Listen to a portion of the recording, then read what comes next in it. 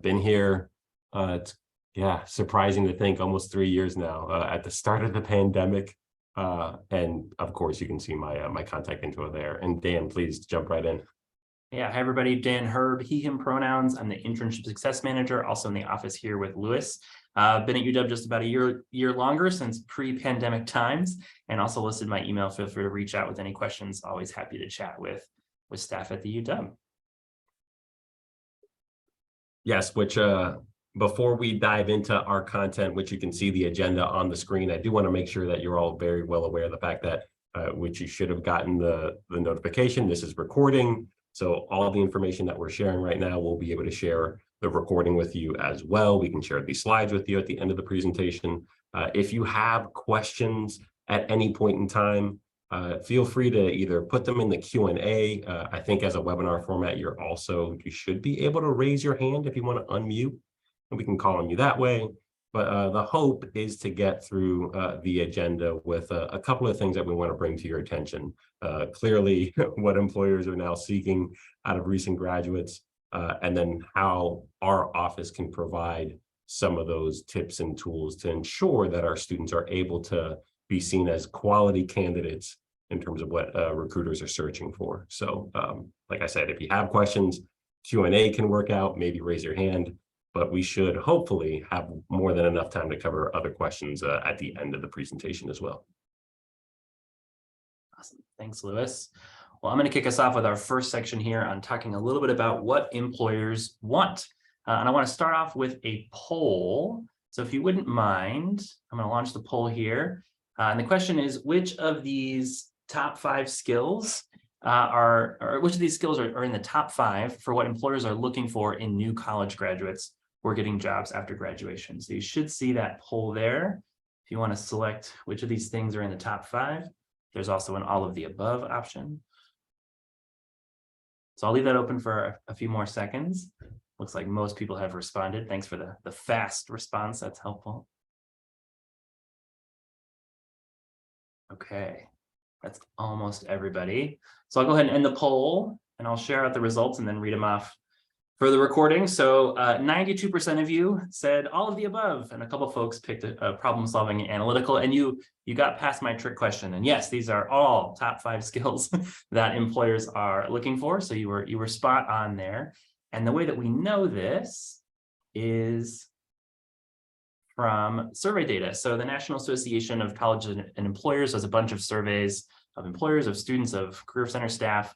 And one of the ones that they did recently, there we go, is this survey here showing what are the skills that employers are looking for in new graduates on their resumes when they're applying for jobs after graduation. And as you can see, given what we asked about, sort of the above 70% line that we drew here, all the things on that previous poll, so problem solving skills, analytical skills, teamwork or ability to work in a team, written communication and initiative are all those top 5 skills that students are looking for. And you'll notice that they are all very much applicable to a wide range of departments, majors, experiences. They're not unique to a specific student experience here at the UW. These are things that all of our students are doing in their classes and their experiences and other things. So that's really my main point here is what employers want is also definitely what students are able to build and cultivate, and we'll talk about how to do that.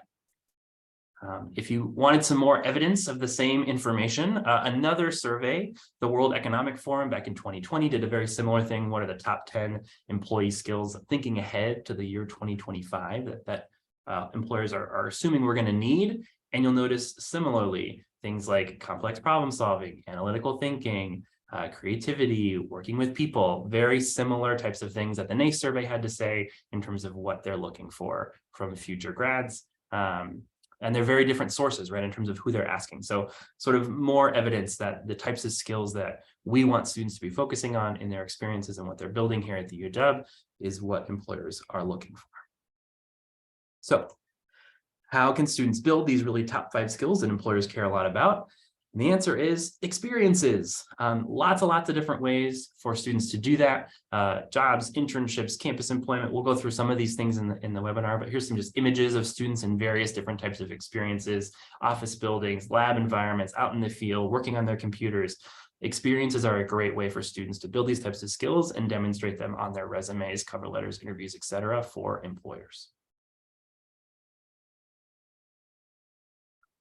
So again, back to that NACE survey about the top skills, they also asked employers, what are the top experiences that you're looking for students to have on their resumes when they're applying to your jobs after graduation? And perhaps unsurprisingly, these are some of the top things that employers are looking for. So completing an internship with the organization or an internship generally in the industry. The major or course of study, oftentimes that's for technical knowledge within a given field, right? If you want to be an engineer, having an engineering degree makes a lot of sense there. Leadership positions, work experience, all these different ways that students are able to get involved, develop skills that they can demonstrate to employers. So just highlighting internship in the top 2 lines there, which is what we're going to talk about here in the next section. And leadership positions, work experience, all these kinds of things. So internships really matter. Again, a big takeaway in terms of a key experience that students can do to generate these skills, to have what employers are looking for as they're applying for positions after graduation. These statistics I'm going to share are from our Next Destination survey. So we're asking recent graduates about their plans after graduation and what they're sort of doing and what their experiences at UW have led to. And some of the data here reinforces how important internships are. So just to explain the chart here, a student who completed 1 internship during their time in college was 61% more likely to be employed in a job 6 months after graduation than someone who completed no internships. For 2 or more, that percentage went up to nearly 75%. So the higher likelihood of having that job after graduation. Similarly, for students who completed internships, they were more likely to be in career-related positions. So doing work that they wanted to be doing, given what they were studying, what they were hoping to do after graduation, as opposed to students who had to take just a job to kind of make ends meet and are in their sort of career field of choice. So again, internships leading to these more positive outcomes for students. So that's why we really want to focus one whole section in this presentation about the internship search. And then Lewis is going to go into other ways to build experiences and kind of what our office can offer your students in building up all of these great skills for employers. So I'm going to dive into the sort of really quick rundown of the internship search process. We also provide this information on our student-facing materials as well, which we'll link in our follow-up emails and notifications for you all. But really, when it comes to finding internships, we group it into 3 different buckets. So people, campus resources, and then things that you can find online on the web. So I'm going to briefly talk about each of these sections and ways you can encourage your students to find out about internship opportunities. So when it comes to people, basically, this is networking, for lack of a better word. It's talking to real humans about their opportunities. And that can be either leveraging the existing people and networks that students know. So family, friends, you as their advisors, faculty, our office, colleagues, people that they've met in their student clubs, just the people in their lives will know about opportunities. I'm sure folks on this call have gotten emails from employers asking to forward things along to your students. It's a great way to learn about opportunities.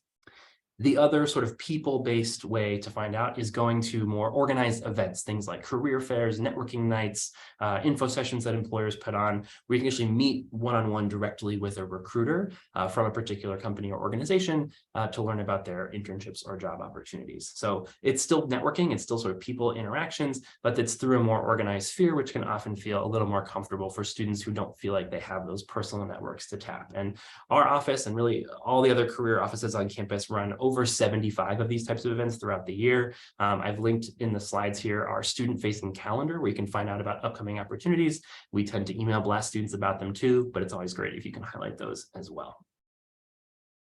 So that's people, networking, using your connections to find out about internships, sort of the first big bucket for the internship search. And again, some stats here. We did some Next Destination survey as well, asking, or actually this is from 2 different spots. We also have data on this for UW students, but from HubSpot, 85% of jobs are filled through networking, and CNBC, about 70% of jobs they found were never posted, right? So they were found because people knew about them in advance. They were able to network their way into positions. This is a very common way, especially for after graduation jobs, to find out about specific roles. So people, very important.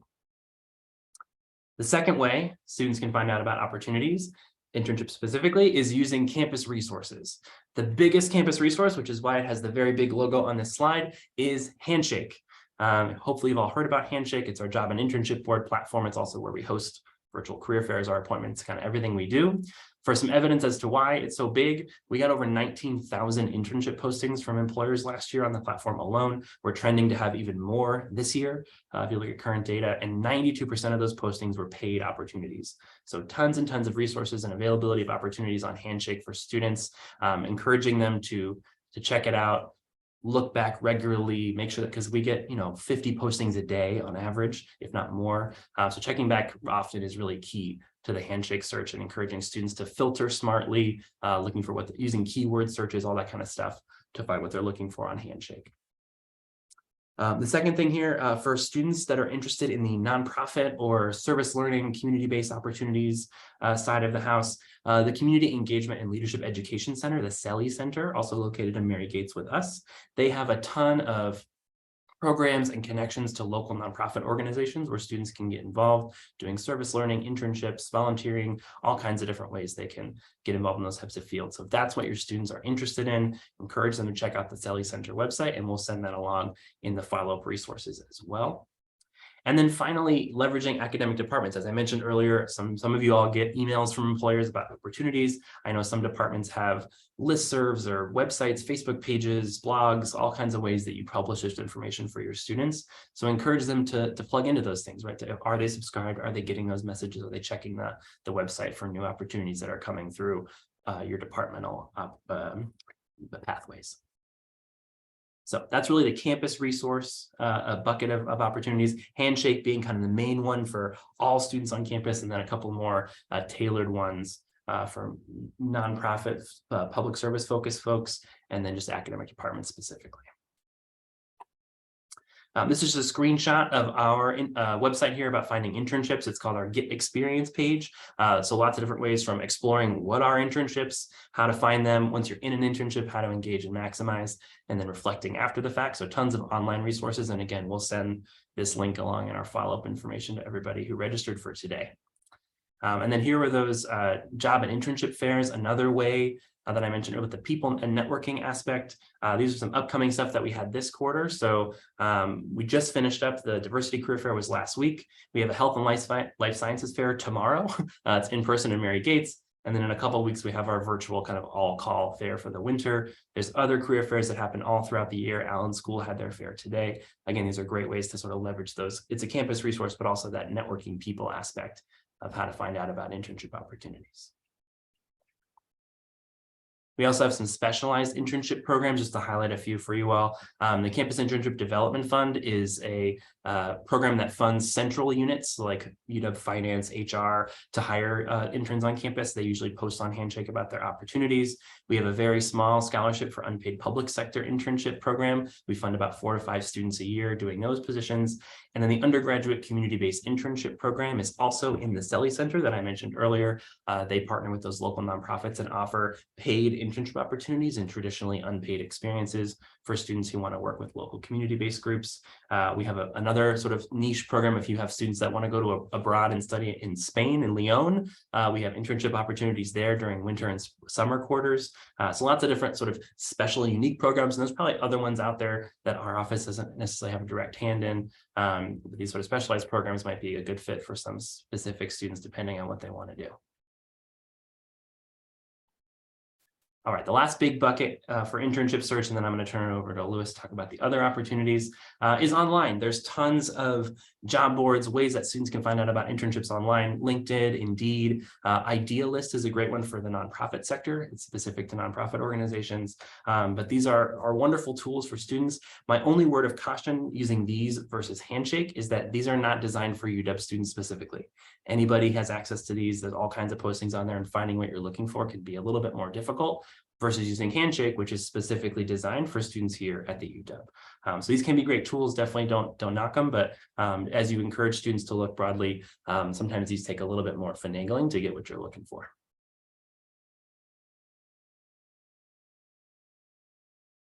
All right, a couple other notes really briefly on the internship process. When to apply is a common question that we get. The graph that you see here is the number of internship postings we got last year by month. So looking at July to June 21 to 22. 2 things I want to highlight briefly on the graph.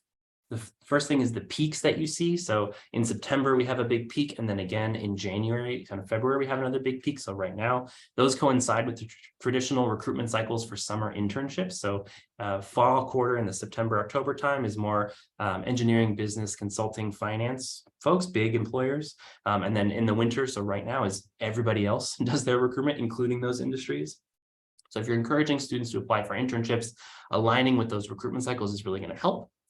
The other thing to point out is that in every single month, except for June, we have at least 800 postings. And even in June, it's almost 750. So really no time is a bad time to look. We have postings on the site all year long, and there's thousands of them now. But if you want to maximize your search, coinciding with those 2 peaks is going to help. Okay, that was my section. So again, if you have questions about the internship search, definitely pop those in the chat or the Q&A now. I will definitely be able to get to them at the end of the presentation, but I'm going to turn it over to Lewis to close this out here with other resources for building experiences. Dan, excellent job. We're very glad to have you as our internship manager to know all the things about internships. But of course, when we work with students, we understand that not every single student might have the opportunity to get an internship. And you probably saw as well from the earlier slides in terms of what employers are looking for. A lot of those skill sets can be developed in other types of experiences, not just internships. So in addition to internship, there are so many other things that students are able to get a hold of. And it might not be things that our office have heavy hands involved into it, but we're aware of it. And we also want to make sure that you all are aware of it. So that way you can provide these types of resources, these offices, these departments as tools that students may consider, like students that might be really interested in the sciences. The undergraduate research program has a lot of great opportunities with that. Studying abroad is a great way to also get unique types of experiences that could be great skill builders to put on resumes. Dan did a great job talking about a lot of the other opportunities that the Selly Center has to offer. Student activities on campus. I mean, the list goes on and on and on of all the different types of ways where students will be able to get the types of experiences that employers have already said, hey, this is what we want students to have. And it's not that an employer is going to hold someone that has an internship higher than another student. Like ultimately, if the student has great stories to tell in terms of how they were able to showcase their skill sets in any one of these kinds of experiences, the employer is going to want to listen and will more likely than not potentially offer them the position. So that's the one thing that we want to discuss. Things that our office does have some hands-on stuff might be the 3 skill building resources that we have available to students. First off being Level Up, which I know we have a handout on that. I think, Dan, if you click the slide, it should show the visual. Yep. So one of the things that we talk to students a lot are these skill sets that employers are looking for. So the way we have approached this conversation with students and the way we have this as resources, we call them the Level Up pages, the Level Up skills that employers want. So we have resources, we have handouts on our site where students can start taking note of what skills they need to build. Maybe start making a note of where are they building that skill set, where do they need to potentially try to get more experience for that skill set. So our career coaches are able to brainstorm these types of opportunities for students using our Level Up resources. So that's one. The other 2, which I believe we'll dive into with these next few slides, LinkedIn Learning, we've had this, it must have been for over 2 years now. Right when the start of the pandemic came about, this was a great opportunity for students to be able to learn other skills in non-traditional ways. So using this amazing video learning platform that's free for students, thanks to the student technology fee, they're able to maybe type in, for example, communication skills, and then see what types of courses or videos or things that are in LinkedIn Learning that they can take the classes, get certified in certain skill sets, and add that to like their resume or LinkedIn profile. You can see some of the quotes that some of the students have actually endorsed the software itself, because it is a great tool, and a lot of companies, especially the fact that you're able to put the certification on your LinkedIn profile, a lot of employers are able to see that as well, and that could come in handy during the recruitment process. So other types of things to build skills, we talked about obviously LinkedIn Learning. We talked about approaching it with our Level Up resources. Forage is a big one as well, and this one's brand new. So this is a new resource that we now have available on our website, once again, free for students. And what this is, it's an opportunity for students to, the way I share it with students, maybe they're not 100% sure about applying to a potential internship, a live in-person internship that's going to be all summer long. They just want to get a little sneak peek of what it might be like to be a technical consultant, for example. Excellent. Look at that. There's a SAP USA that's providing a design job simulation, so that way students will be able to see what would it look like to do the type of work that this industry would require, or this position would require. It gives them a chance. It's self-paced. It, once again, it helps them develop their skill sets, and it's a great way, a great thing to add to a resume, once again, showcasing how they were able to build skills. And I think a big thing that we love, it's free for students. So just with those resources alone, these are some of the things that we are now starting to introduce to our students, not just on our website, but especially during our one-on-one coaching appointments with them. So that way they can see it's not just the need of a traditional internship. There might be other unique ways to be able to get the skill sets that employers are seeking. So that being said, we want to just make sure that we can take a step back and see the things that we covered so far today. So as a recap, employers, once again, are looking for specific, what we call transferable skills. They're not specific to one particular industry. They could really span all the different types of career fields that exist out there, but students would be able to benefit from internships or other types of experiences to be able to get those skill sets. So as a faculty, as a staff member here at the University of Washington, it would be excellent if you're able to get students to understand the importance of being intentional with their time. Of course, we want them to do well in their academics, but what other things, they basically want to have an understanding of what skill sets do I need to develop, so that way I can make myself as a marketable candidate once it comes around to looking for employment once I graduate. If I don't have that skill set, if I'm not gaining that in the classroom, where can I go with that? Internship, research, volunteering, all these other different types of programs that are offered here at the University of Washington. What would be something that they would want to tap into? That way they can build their skills, their experience, their relationships, and hopefully, once again, make themselves a quality, well-rounded candidate once it gets time to applying for the different jobs. So that being said, that takes us to the end of the resources that we wanted to share. Of course, we have a final slide here that has a lot of other things that you may want to consider. As a reminder, you will get all these slides, some of these resources as well via email. So you'll be able to click on those links and peruse as necessary.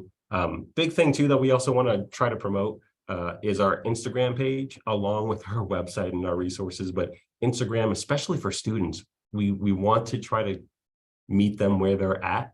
So if they follow us on Instagram, they'll be able to see, for example, hey, we have an in-person career fair tomorrow. But if you all also have an Instagram account, why not follow us? And that way you can kind of stay on track with all the fun things that we are doing in our office. If you have questions, please, at this time, you're more than welcome to either put them into the maybe chat or the Q&A. This webinar format also allows you to click the raise hand button, and then you can unmute. But I believe, let's see, I'm seeing some things in the chat here. Just Giovanni made a comment that they like to tell students to approach their internship search as if it were a 1-credit class. So basically, like dedicating, about 3 hours a week to the search process, just like you would any other course you have on your calendar. And I think that's a great way to think about it, that it is this sort of ongoing weekly effort when you're in that search process for jobs or internships, that needs that dedicated time, as opposed to just like, oh, I'll just apply to a few things once and be done. That's very rarely a successful strategy for students. Right. Yeah. Good shout out there. So Yeah. Any other questions, either in the chat, the Q&A, raise your hand to unmute, whatever, whatever. We got them all open on our screen. So just let us know. Yeah. How many internships would you typically recommend a student apply to? I get this question from students all the time too. So the response that I give, and I'll let Lewis chime in as well, is as many as you have capacity to apply to with solid application materials. And that answer is different for every student, right? There's no magic number. It's not like 10 or 100, it doesn't work that way, unfortunately. But what we really want to encourage students to do is, if you're going to submit an application, make sure it's high quality. Did you tailor your resume and other application materials for that particular posting? Are you free of typos or other issues? If you're doing that as often as you can, that's great. For some students, that's going to be 5 apps a week. For other students, it's 1, because they have a lot of other responsibilities and things going on, and submitting applications takes time, as Giovanni noticed, right? It's a 1 credit class that they're taking, right? So it's hard to give a specific answer to that question, but the key thing is to avoid the just sending off template blank, resumes that don't really mean anything for that position. It's really easy for recruiters who are reviewing these resumes to be like, well, that's not for our position. It's just like they didn't try. And that's just a waste of your time. So don't do that, as opposed to, so it's less about quantity and more about quality. It's 100% the same thing that our coaches would say to our students. I think another caveat that we sometimes like to introduce to students is, how well will you be able to keep track of all these applications? Because we've seen the horror stories of a student, not tailoring or attempting to tailor their cover letter, for example, but then they forget to change the name of the company. So they send the cover letter with the name of a different company. Clearly they're not paying attention. They're not dedicated to tailoring the stuff. Or I've seen students sometimes in the waiting room getting a call like, hey, we want to bring you in for an interview. They're like, that's great. Wait, who is this again? Because they applied to like 100 in a week's time or what. So everything that Dan said, and maybe also how well can the student stay on top of and stay on track with organizing all the different things that they've applied to as well. That's a good point. Other questions? We still have a minute or two. It's just 4 o'clock now.